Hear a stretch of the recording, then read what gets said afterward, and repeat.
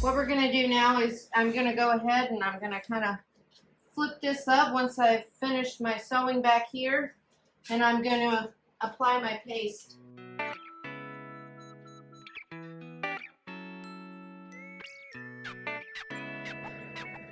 And then I'm going to go ahead and secure this top part, and then I'm going to spin it around, do my brisket, and we will also be securing it. I'll show you how I secure it to the back of the form, because we'll be having to spin it around to work on the brisket and to tuck the lips.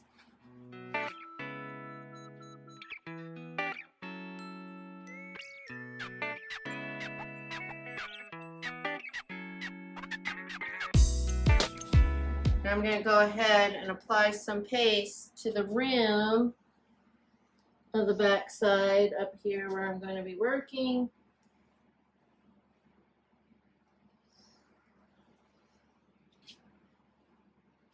To help secure that hide to the back. Now what I'm going to do is I'm going to get my hide puller and I'm going to start maneuvering that hide into position where I want it, and then I'll start tacking it back here on the back of the form.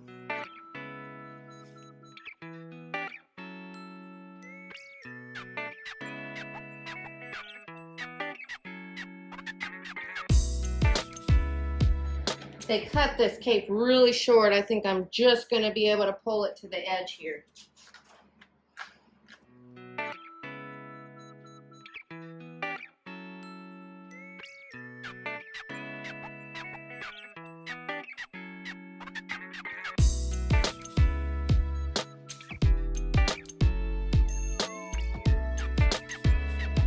Want to make sure I have, now this is my center line with my brisket, so I want to make sure I have everything, just making sure. Now see, I had sewn that up. I went ahead and sewed that up because I thought I was cutting corners, but that's why I don't sew it until I get it onto the form, because when I'm pulling it onto and trying to maneuver it on the form, I end up ripping it back open. So if that doesn't pull off the form, I'm going to have to sew that up again.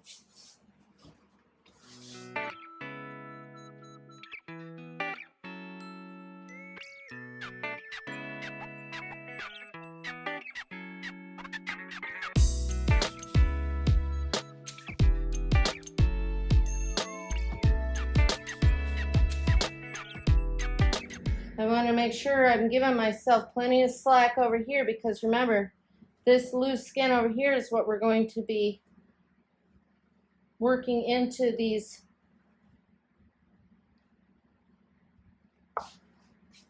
creases that we made. I usually take one of my powder tools and I start going ahead and kind of pushing those into those folds that I made.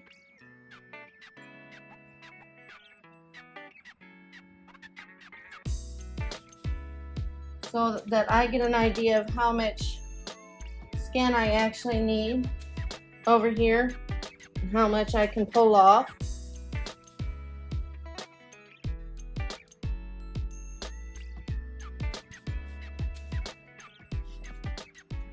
See how you start creating that turn in the neck. We're building up, we're sculpting that appearance from our sanding that we did. We want to bring out that muscle tone that we built up.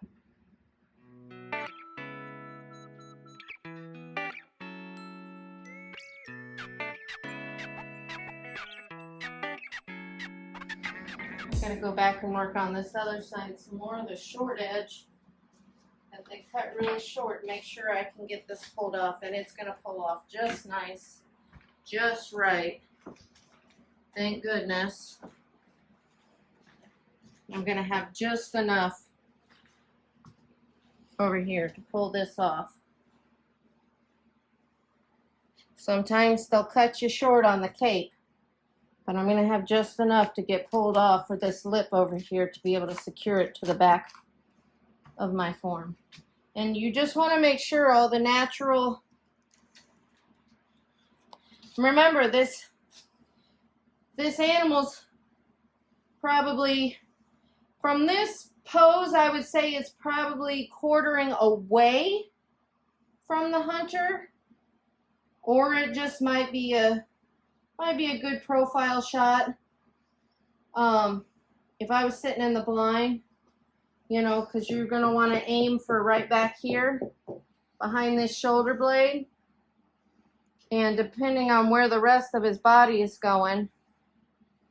So, but you want to keep all these lines. Where is this mane? Where should this mane, where would the center of his shoulder blades be?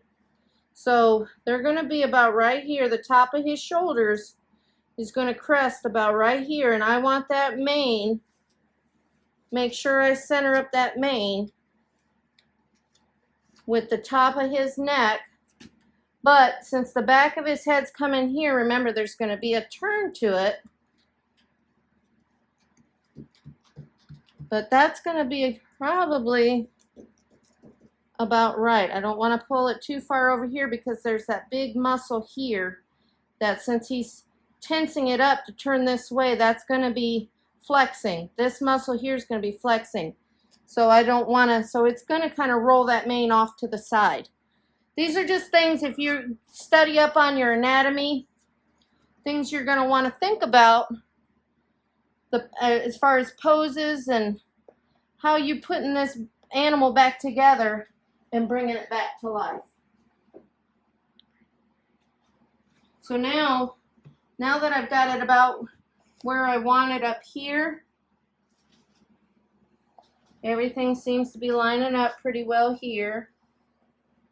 I'm going to go ahead and put some tacks back here just to hold it in place so I can flip it around.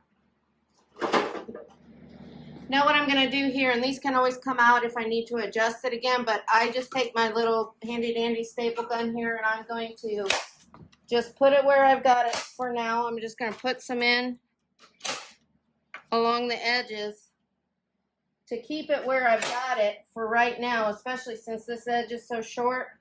I don't want it shifting again on me when I go to flip this form over.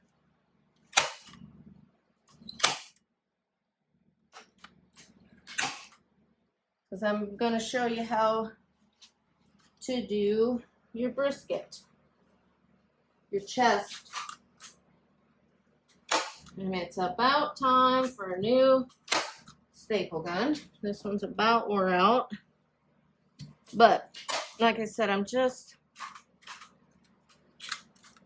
tacking it for right now so that when I go to rotate this, all this work that I've done doesn't shift back on me.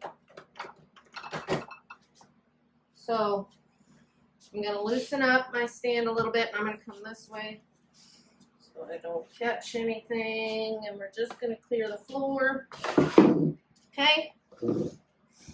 So now I can flip this back, and I can work on this side without all that coming undone, what I've done. And now I'm going to apply some paste here, same as I did on the back.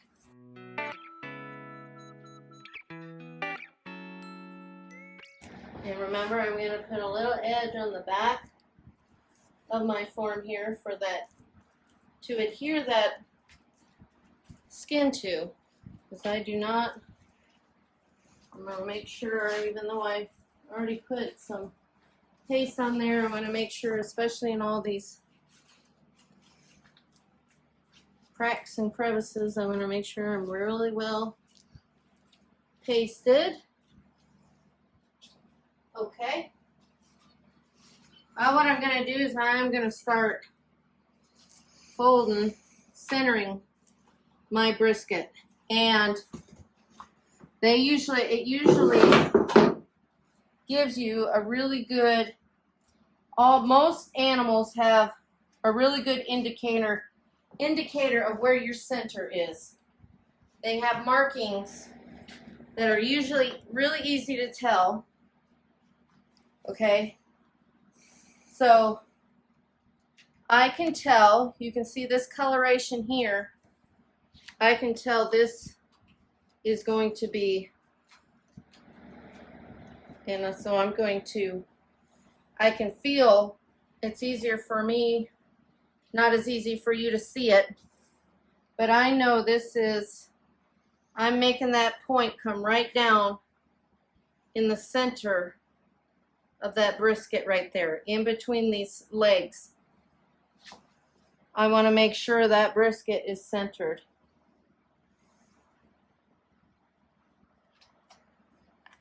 Okay, there's a little white patch here with a dark hairline right here, and I'm going to center, make sure that's centered right here before I do. Now this right here, fortunately that's going to catch right in the armpit, so I think I'm going to get away. I think I'm going to be able to get away with, I'm going to show you here in a minute, with getting that worked in. I usually take like a smooth rounded, because this is going to have to pull over. You can see where the center, this hair, this doesn't have any differentiation of color, but I can tell by the hair, and it has like a cowlick here at the knee, where the center of this foreleg is. So I'm going to bring that over here, okay, and I'm going to start tucking it in here.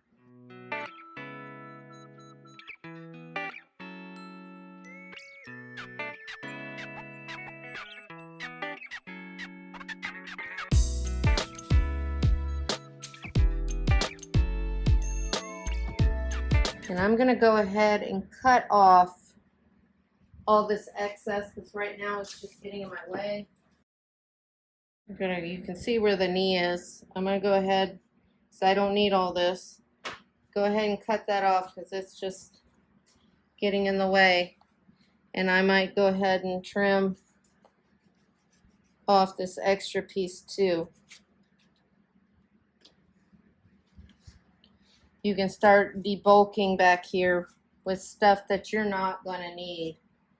And usually I start cutting from the under, because like I still, even on the back, I don't want to cut my hair per se. I want a nice clean, I just want to cut, see how I still leave my hair intact. I want to cut the skin, not the hair. That's just something I always try to be mindful of.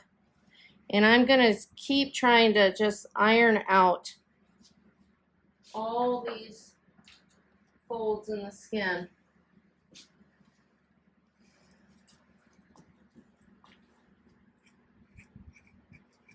To make it lay flat.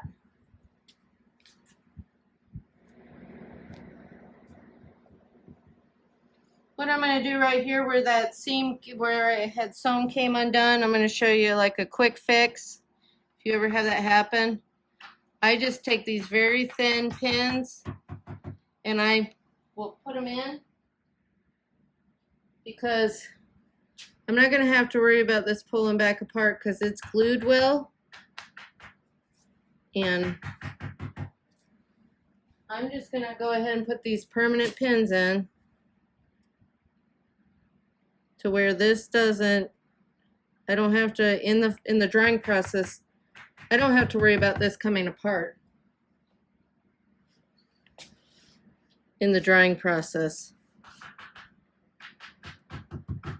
See, so I've reclosed that.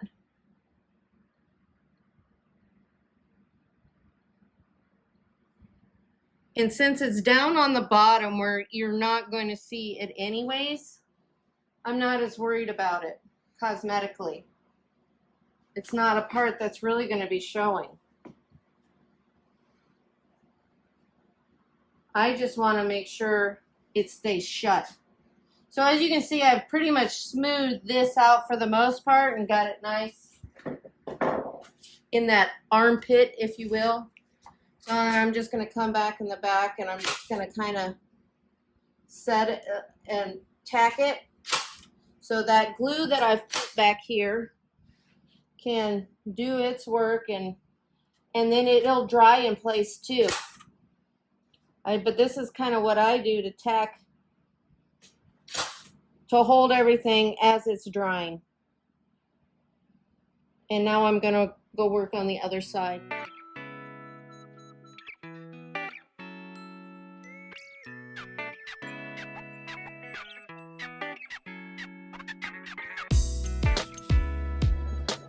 Thank you for watching us here at K&C Taxidermy. Remember to like and subscribe us here on YouTube and join us next time for our latest creation.